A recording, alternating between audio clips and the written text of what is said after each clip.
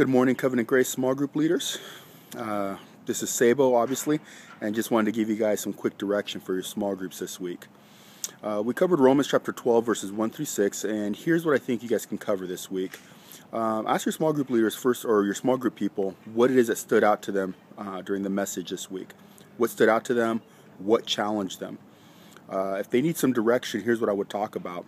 Look at Romans 12:1 and cover the mercies of God. Ask people, what are the mercies of God that Paul talks about in Romans?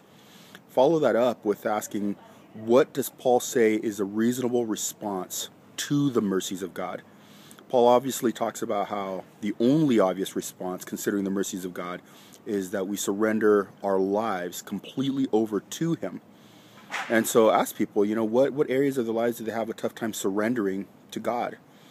The other follow-up question you could ask is, considering that all the mercies of God, and then Paul says, I want you guys to lay down your lives, sacrifice your lives to God. He calls us to sacrifice our lives in unity. In other words, join a community, be a part of the church. So talk about that. Ask people, have you ever thought about being a part of a community? What is the challenge of being a part of a community? Do you consider yourself a part of a community? What does it look like to be a part of a community?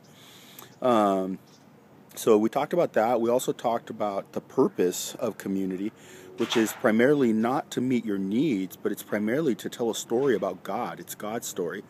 The other thing you can also deal with is that the purpose is not just to tell a story about God. That is primary, but secondarily it's to also bring others to Himself. And so the first one is talking about the issue of community. We're called to sacrifice in community. The second one was the purpose of the community is to exalt God and to know God and to bring others to God. But then the third thing is what makes a community is when everybody recognizes their gifts. Each person has been given a gift by God, and God wants us to use that to build up the community and to draw others to Him. So ask people, do they know what their gifts are, and how would they like to see their gifts used? And so I think that's plenty of material there for you guys for the week to talk about.